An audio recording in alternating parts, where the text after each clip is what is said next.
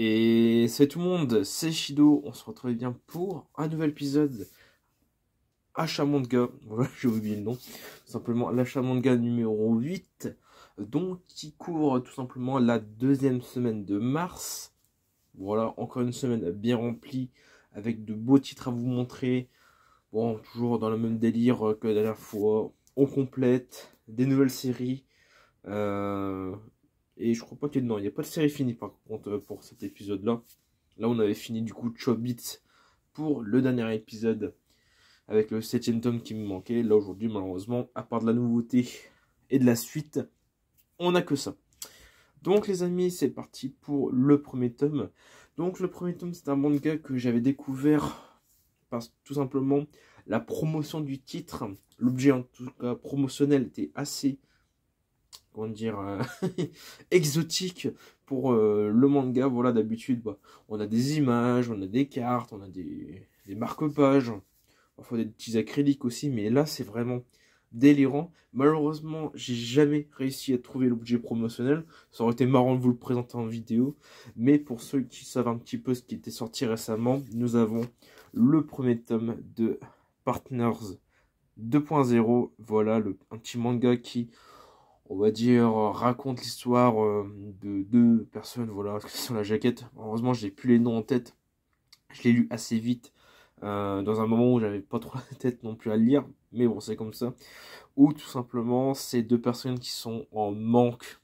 Voilà, qui sont pas satisfaites avec leur partenaire de base et vont décider tout simplement, au moment d'une rencontre, de se mettre ensemble. Alors, on va pas se mettre ensemble non plus, mais voilà, d'être plus qu'amis, mais pas non plus être amoureux. Voilà, en tout cas, c'est ce qui pose dans le manga pour l'instant sur ce premier tome. Donc voilà, Partners 2.0, c'est pour public averti. Je sais plus s'ils le disent quelque part. Ça c'est pas dit ça, que c'est pour public averti. Bon, en tout cas, moi je vous le dis, voilà, Partners 2.0, c'est vraiment pour public averti. Donc, si vous avez l'habitude de lire ce genre de choses, pourquoi pas, mais franchement, si vous êtes jeune, c'est pas vraiment ce que je vous conseille de lire. Ensuite, voilà, nous avons le tome 15 de Classroom for Heroes.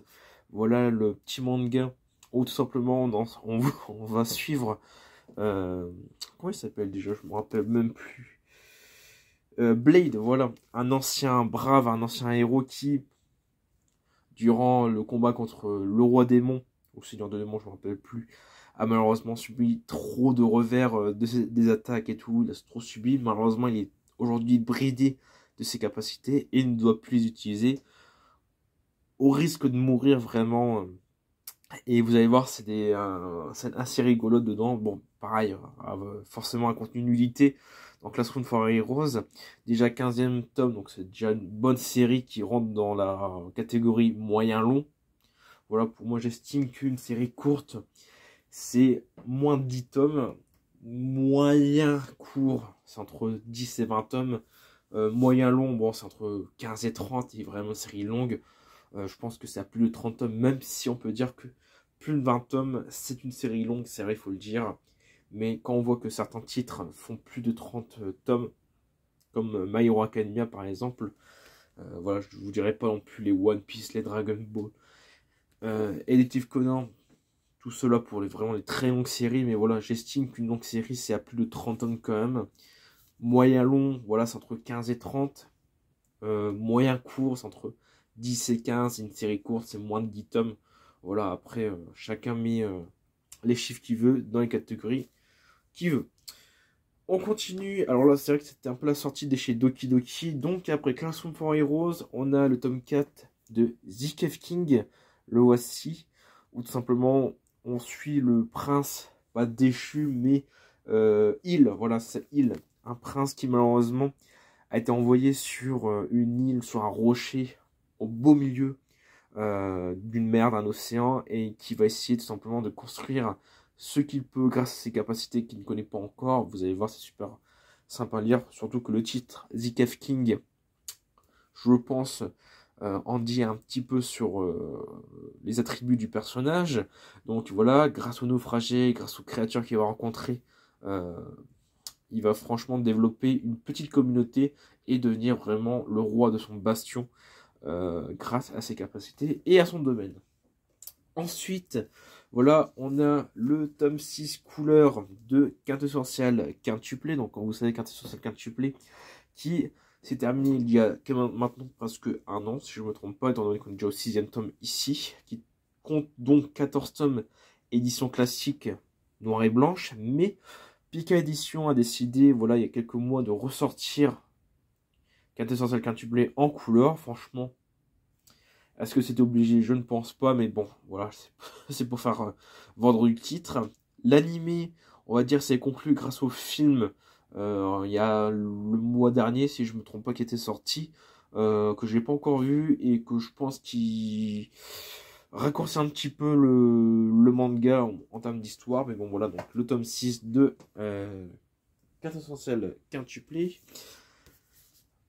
Un titre que j'ai repris parce que j'avais acheté le tome 3, je vous avais dit la semaine dernière, c'est le tome 2 de Berserk of Gluttony, dont j'avais acheté le tome 3 la semaine dernière en disant comme quoi j'allais, si possible, relancer la série. C'est chose faite, j'ai pu trouver un petit tome 2 en bon état. Pas encore trouvé de tome 1 pour l'instant, mais bon, déjà c'est une belle avancée. Donc Berserk of Gluttony, tout simplement. Je crois pas que c'est un isekai.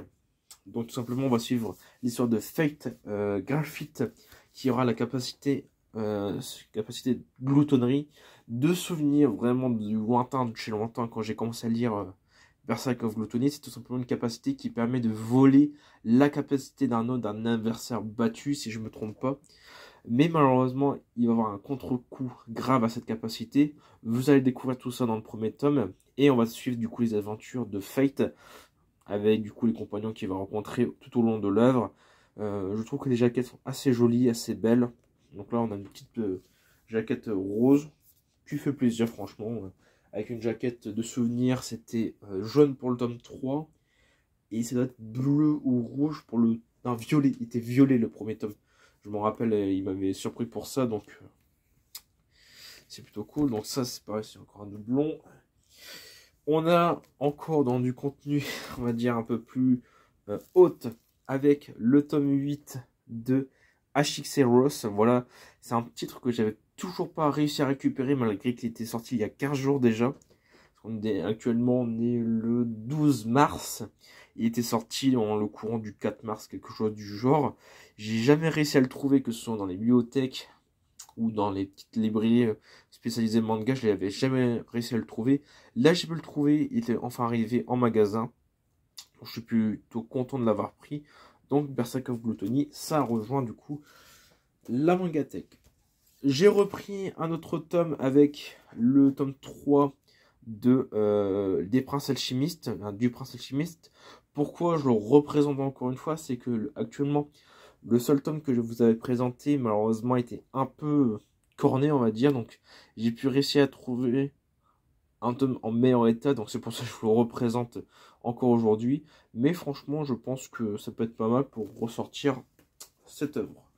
Donc, vous allez voir, c'est énormément... C'est les sorties de chez Doki Doki. Dommage qu'il n'y a pas eu le tome 21 de Zirazen Shiro. Et forcément, le tome...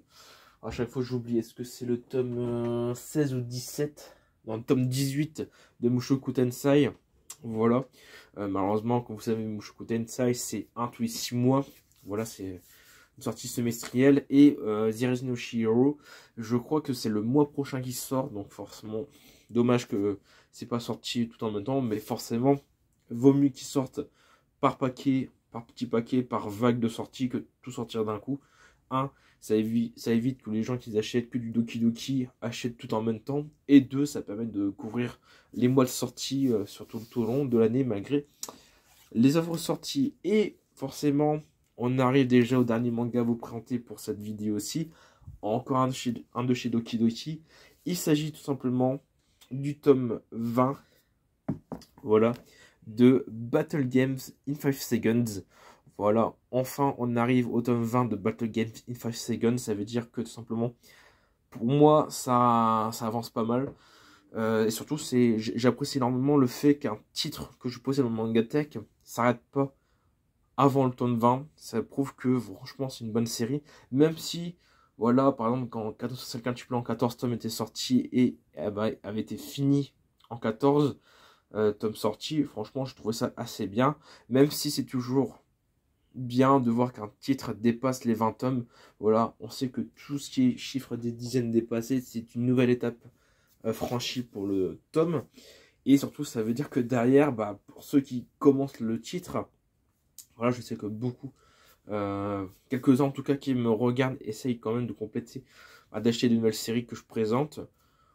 En tout cas, je me pose la question, voilà, est-ce que vous avez déjà commencé des séries que j'ai présentées sur ma chaîne, même si, voilà, le goût, mes goûts en termes de manga sont assez pas trop diversifiés non plus. Voilà, généralement on parle de isekai sur la chaîne.